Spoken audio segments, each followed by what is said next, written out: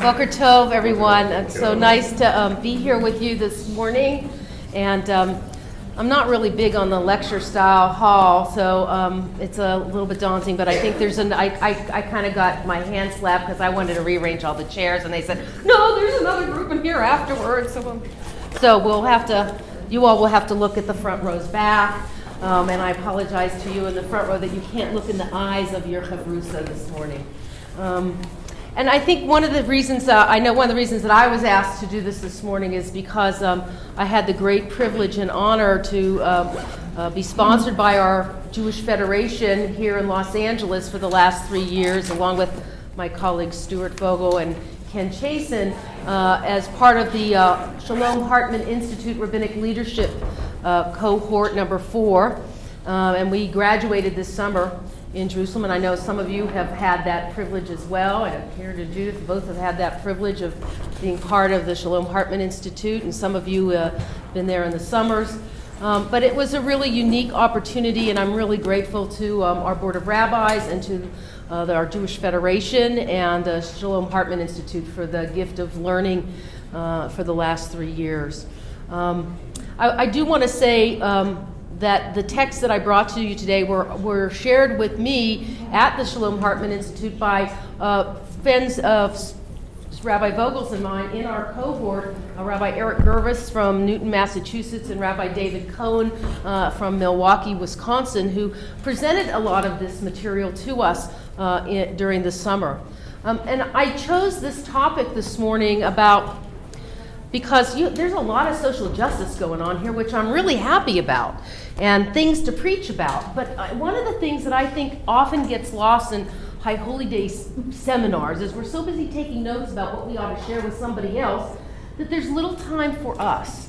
Maybe the few hugs and kisses that you get before it starts will help lift you up, and maybe the 5-minute conversation in the hallway before. But there's something I think really very powerful about being in a room of colleagues, and something very powerful for our souls, for our neshamas, that allows us to then stand on our bimot, wherever we are, in whatever setting we do that in, and really be able to share deeply from our mind, from our intellect, from our tradition, from our hearts, to do what we heard Rabbi Jacobs talk about this morning, is to be inspirational.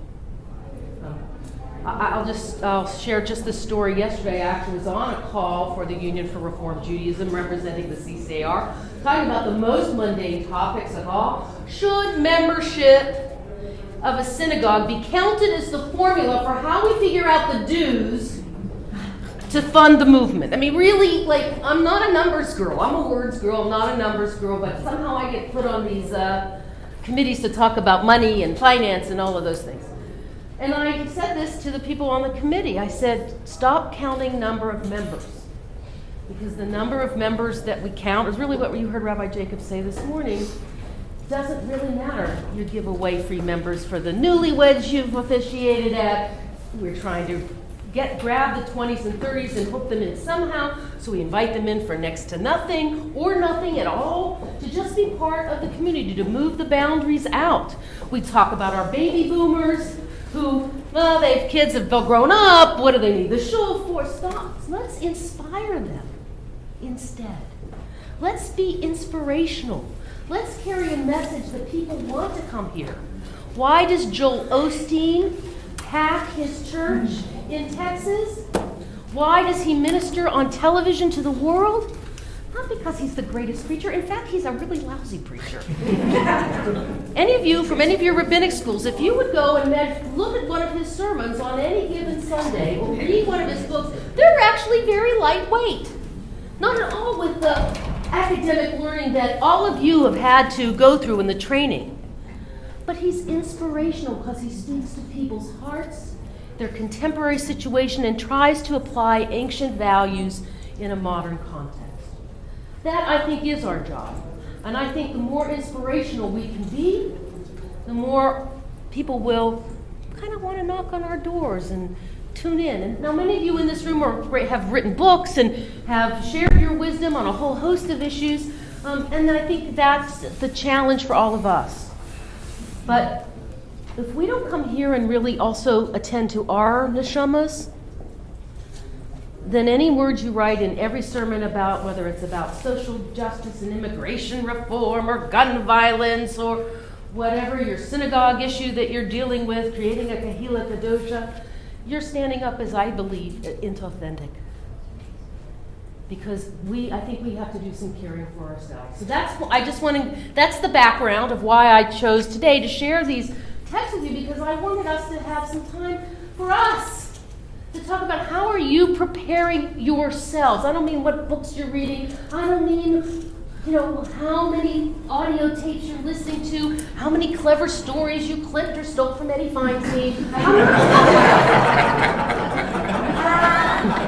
We've all done it. Come on.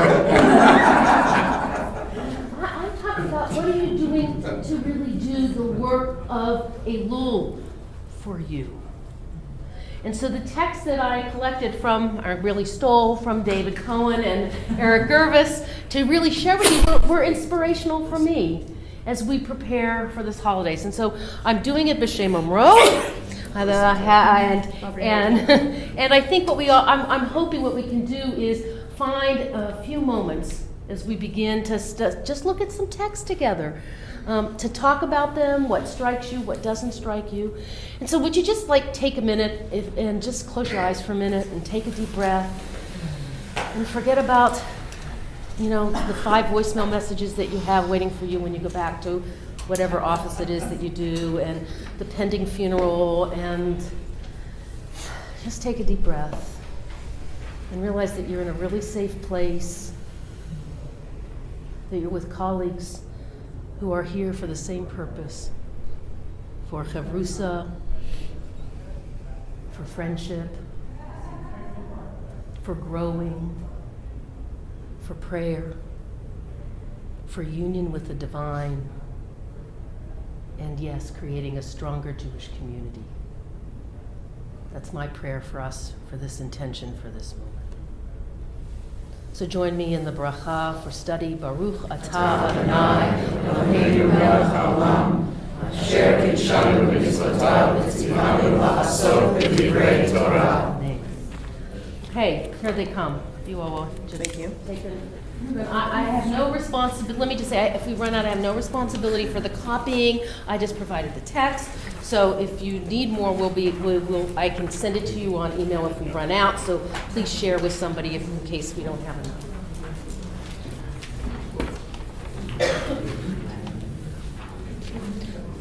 Rabbi Bernstein, how long do we have? Till 10:50, and if you want time for questions, we need to stop before that. Okay, 10:50. Yes. Okay. So short. Boy, so short. Let's go. Yeah. Sorry. That's why I was yelling. Boy, oh boy. Okay. As this is coming through, you'll notice we have a whole variety of texts. I picked a few very different things, from Rambam to some modern folks like Alan Liu. There's a couple from the Kushners, Harold and Lawrence. I know, it's not all the same. A couple Rabbi Nachman pieces here, only just to be our conversation starters. Are there more? Can a couple of you in the back, do a share? I promise if you come up and give me your email, I'll send you the scan.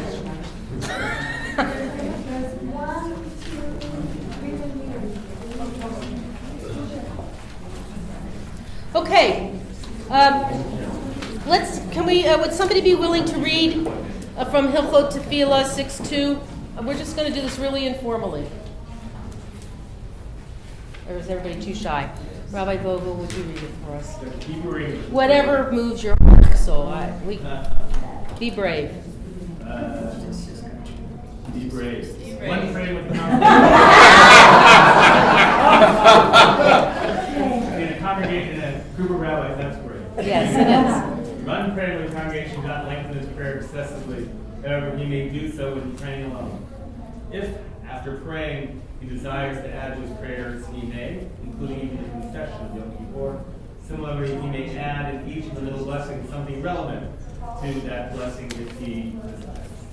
How many of you have to lead double services? or triples. How does this apply to you all when you are having to rush through Kol Nidre? Anybody have a story to share? Go ahead, Dave. Well, one of the things I've found is I always take time for my personal prayer when I'm davening. And usually that's fine, but one year I was sitting at the back davening to let the Baal Shachri do. And he started without me before I was finished, and no one was calling pages. So how did that make you feel? It gave me a greater sense of how wonderful it must be when I'm up at the front to give everyone enough time. And when you're, especially when you're leading and we're on a time schedule to get the people out of the parking lot so that the next room come in, it doesn't really allow for that prayerful moment. I mean, the high holy days are ours as well, not just our people that we daven with. Okay. On the front of my machzor, or the back, I usually keep. Say it a little louder. I keep a note card on the back of my machzor with certain phrases from the tefillah that I can land on. Shema Kolenu, Zofrenu, so that if I don't have time or I'm feeling like I can't pray words, I can go to the key and feel like I can do the Shema Kolenu in an experiential way. Beautiful. What a beautiful tip. Judith? Okay, so my story is that it's in the middle of Unetane Tokef, and we're in the middle of the deal, and I knew that my former husband, the father of my kids, was dying. And I was aware of that, and as we got to the middle of Unetane Tokef, I could see his face, and he actually did die at that moment, right? Which would be an okay story, except that when I opened my eyes, I didn't have a clue of where we were. And I landed back into Unetane Tokef, but I cut out the cantor's great moment. That's all I need to tell you. It took years to recover. It's the biggest sin of all. Don't mess with it. Do not mess. That's the real For your own prayers, even if the guy is dying, it's a bad idea. Dr. Freud. Is it true? Thank you for that. Go ahead. That's a good tip, I think. Ira. Well, two really short stories. One, I grew up Orthodox in Brooklyn, where during the Amidah, you would always wait for the rabbi to finish, and often, especially on high holiday, everybody was long done and they're just waiting for the rabbi to finally finish the Amidah so they can continue with the service. So I kind of learned you need to tone it. The other thing that it's somewhat amusing for me is you never know exactly when to start after the start of a prayer. You kind of want to respect until everybody sits down. But there's always that like 2 or 3 people in a room of hundreds that are still standing there praying, and you're kind of looking back and forth at the cantor and the president. And it's like, we want to honor everybody, but at some point, you know, the terms I can see, but when do you finally say, look, he's going to just have to finish, and we're going to have to start to interrupt your side of the prayer. So it's kind of, that's a tough one to always figure out when to continue. Thank you. Michael, did Just you want a different frame. I looked at this and said, I'm going to have a whole bunch of folks for whom prayer, they have no prayer life to speak of. And I think this is awfully important for me to remember. That, maybe we'll get to the autopilot capacity, but it's not because I'm going to go longer and longer and longer. Right. That's a really interesting. How many of us work with so many people that have no clue at all about liturgy, about what it means? I'm like, why do we have to do that again? Why do we have to say that again? Did we just say that? And so I think it's a really important reminder that this is truly the art of rabbinics, the art of being a shaliach tzibor, of that balance between kind of that sensitivity to the kahal, where they're at, and to tradition as well as our own spiritual needs. Let's look at I really appreciate these Rambam passages, so we're going to spend a couple more minutes on Rambam, and then you can tell I went to Hartman. Somebody want to read the second one, the Hilchot Tefillah for Danny?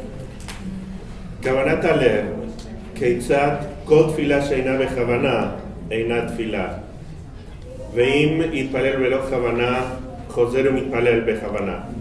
מצא דעתו משובשת וליבו טרוד, אסור לו להתפלל עד שתתיישב דעתו. לפיכך, עבר מן הדרך והוא עייף או מצר, אסור לו להתפלל עד שתתיישב דעתו. אמרו חכמים, יש 3 ימים עד שינוח ותתקרר דעתו ואחר כך יתפלל.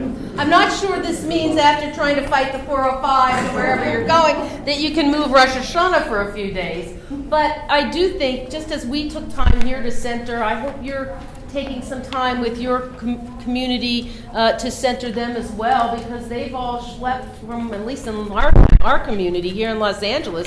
It doesn't matter whether you're in Calabasas or Malibu or we're praying downtown this year in downtown LA, so I can only imagine that people are going to be a little befuddled. And if they're doing it, how much more so for us that have to keep track of so many things.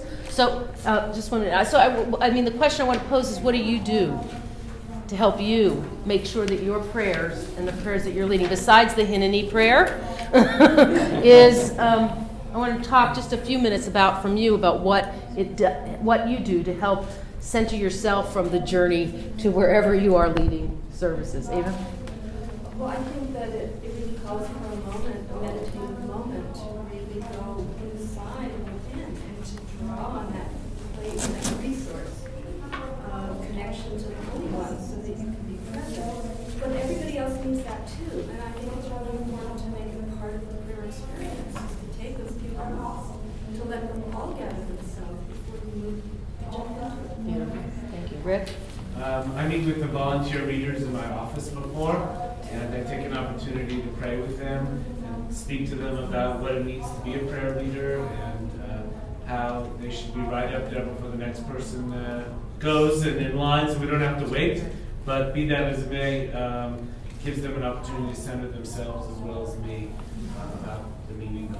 I really commend you for that. I've been doing that for years, and also with the board leaders, the National board leaders. The only time of the year anybody sits on a bima is at High Holy Days. Otherwise, nobody sits on the pulpit except who's ever leading worship. You know, it's an opportunity to bless those that lead your community as well, and not just that are volunteering in the service. But to me, that's actually one of the most meaningful moments I have in the whole day, is to be there with the people that make possible the gift of our profession, to be able to be rabbis and who support it so much. So I really appreciate it. Also, I always make sure that when I am silent meditation that it's a choral number, and that the cantor and the rabbi are not involved in it at all. And that's my time for silent reflection. And I sit and I close my eyes and I listen to the choir sing Yihu Ratzon or Oseh Shalom. And it's my minute and a half or 2 minutes of really being able to be fully centered on my spirituality during my holidays. Great. Thank you. Ira? And then Steve. You know, through the years when I worked in smaller communities, at the Colbo, it's a lot easier because you can just make command decisions as you go and kind of follow where your Kavanah takes you. But when you're working with the cantor and the choir and the board and the president and different leaders, there's a lot more logistics that you have to keep on your mind. So for me, the more you have it prepared and have your list and your private notes, to know that you don't have to worry about it and just glance at the page and know what's next, kind of frees you up to have your private kavanah at the moments when other people are doing their things rather than constantly worrying about what's going to be next. Great. Thank you, Steve. Well, you know, we do holidays in 2 locations. One of them is in our sanctuary, which is our smaller service, and then the large services at the Wadsworth Theater every year where we do double services. And I'm always conscious when I'm at the Wadsworth that really the hardest time of the service is the beginning, because people are pissed off when they walk in the door. They're just getting there. There have been times when just the parking lot was closed and they had to park somewhere else, and they had to walk through wet grass and all kinds. And there's just all this stuff going on. So I literally never start the service with the service. I mean, I always start with a kind of meditation that gives me and everybody else time to get in the room and to focus and just sort of my voice puts them to sleep, so that's helpful. So it's just like this sort of hypnotic, and I do it on purpose. I mean, I'm very conscious of it's kind of calming everybody down and reminding us who we are and why we're here and what the opportunity is, because it reminds me of things. Zedek is sleeping already, you got But it's, to me, it's crucial. Otherwise, you know, it's you're 15 minutes into the service before the service ever happens for them. Thank you. Karen, did you want to say something? We had a colleague, and I think it was Sandy Reagan's, but it might have been somebody else, that said that before he started writing sermons, he just wrote, you know, a kind of journal retrospective of everything since last Yom Kippur. And I don't always do it, but when I do it, I find in general I'm less scattered internally, so that instead of approaching the prayers with, you know, all the stuff that's on your mind, because all you did was write sermons and prepare for service, you've kind of prepared, in a sense, what you want to pray for and what you want to pray about, and then you've done the work in advance. You've prepared your intentions, Yeah. which is this kavanah thing here. I will say, I don't know how many of you had this chance. At HUC, we had a chance to work closely with Catholic schools, and there was when I was in rabbinic school, there was an exchange program between the diocese and at least HUC, and I taught in a Catholic school for a year in Playa del Rey at St. Bernard's.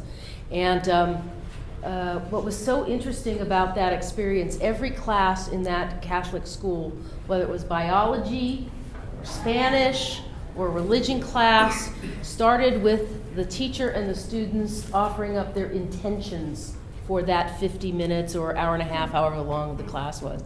And that has always stuck with me. And so, as you say, our colleague Sandy Reagan's allowed himself a process of thinking about the past year as he prepares for the new one, and setting your intention for the moment. Is a very powerful. It's not just, okay, I'm going to sit down this year and write about, you know, why we need to expand our preschool. You know, thinking really about the intention of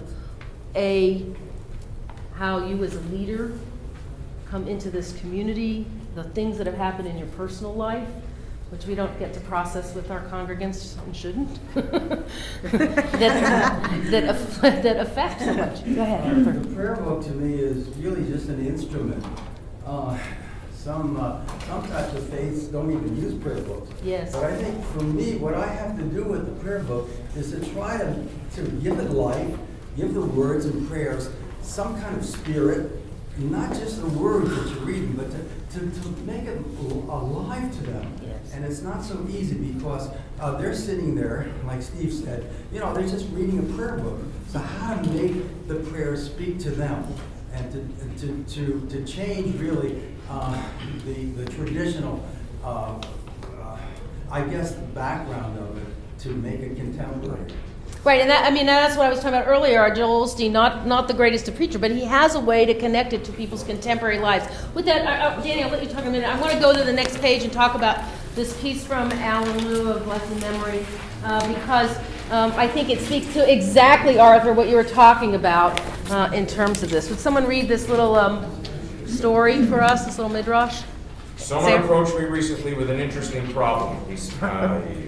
He said he was going through a big financial crisis and was experiencing tremendous uncertainty. He wanted to know how to stop thinking about that and think about the things he was supposed to think about on Yom Kippur. But that uncertainty is exactly what he should be thinking about. It says in the Mishnah that the man leads us in prayer on the high holy days should be someone with several unmarried daughters and an empty house, because his heart will be right where it is supposed to be at this time. His heart will be desperate and uncertain. Uncertainty is a very rich thing to deal with. I told this fellow I thought he was going to have the best high holy days he has ever had. It's a great story. Right, that's what it all is about. The Utan Tokov. It's about uncertainty and our anxiety to want to control everything in our lives, and that's certainly what Jews do. Right, our Jewish world is really good at power and control. They think, right? The lawyers and the CEOs and the doctors, we have this great professional class. But we all know the truth. Nobody's really can be in control of everything. And if you have 12 steppers in your congregation, they know for sure that they are not in control.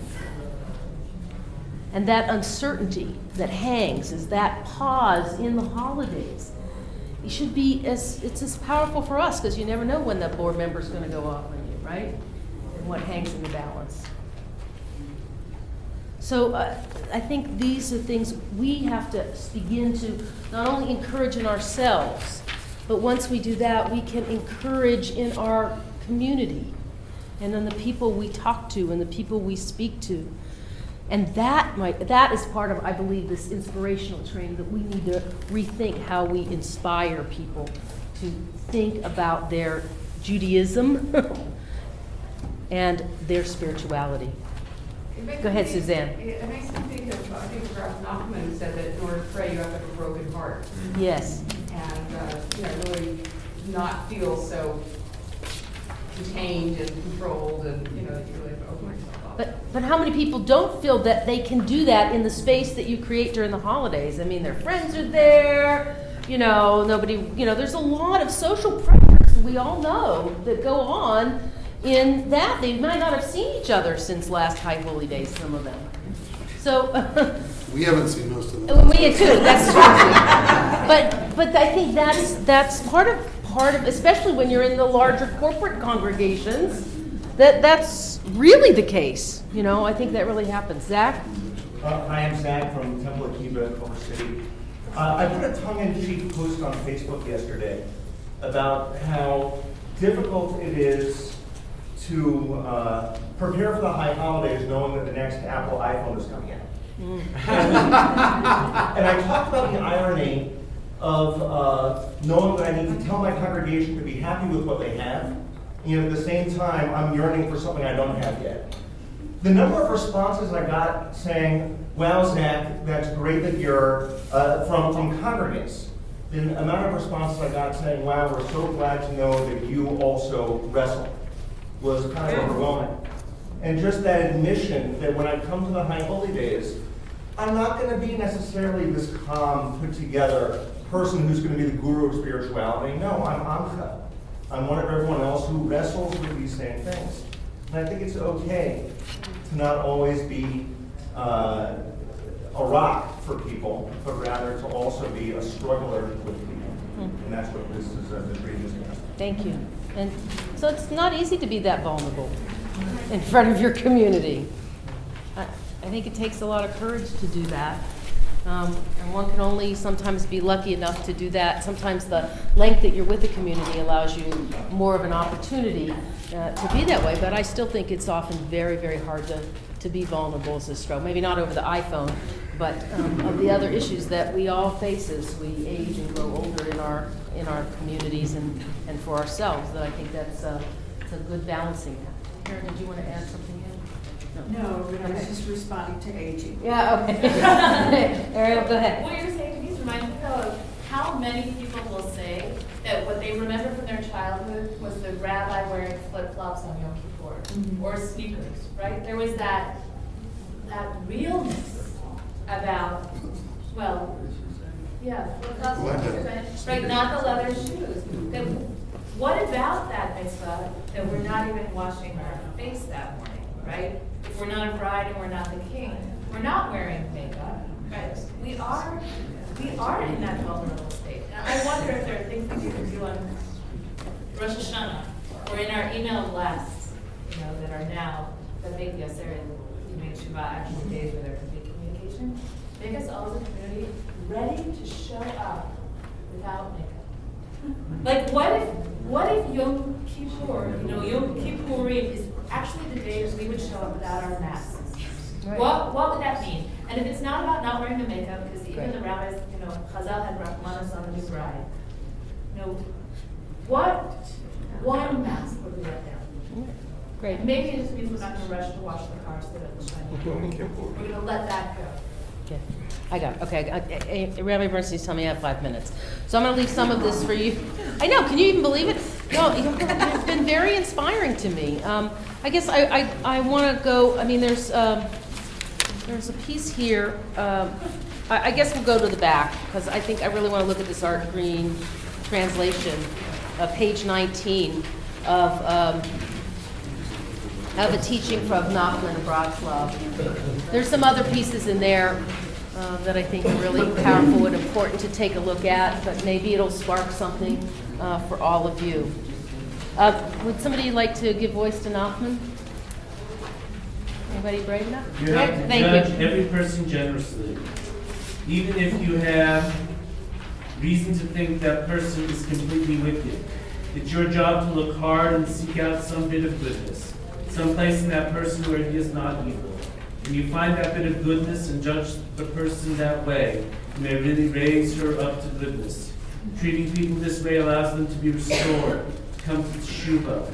This is why the psalmist says, just a little bit more, and there will be no more wicked one. You will look at his place, and he will not be there. He tells us to judge one and also generously. So much on the good side, even if we think they're as sinful as can be, by looking for that little bit, that place, however small within them, where there is no sin, and everyone, after all, has such a place. And by telling them, showing them that that's who they are, we can help them change their lives. Even the person you think, and he agrees, is completely rotten. How is it possible that at some time in his life he has not done some good deed, some mitzvah? Your job is just to help him look for it, to seek it out, and then to judge him that way. Then indeed you will look at his place and find that the wicked one is no longer there, not because she has died or disappeared, but because with your help she will not longer be in that place where you first saw her. By seeking out that bit of goodness, you allow her to change. You help Teshuvah to take its course. So now, my clever friend, now that you know how to treat the wicked, you find some bit of goodness in them. Now go do it for yourself as well. You know what I have taught you. Take great care. Be happy always. Stay far, far away from sadness and depression. I've said it to you more than once. I know what happens when you start examining yourself. No goodness at all, you find, just full of sin. Watch out for the old man gloom, my friend, the one who wants to push you down. This is one of the best tricks. That's why I said, now go do it for yourself as well. You too must have done some good for someone sometime. Now go look for it.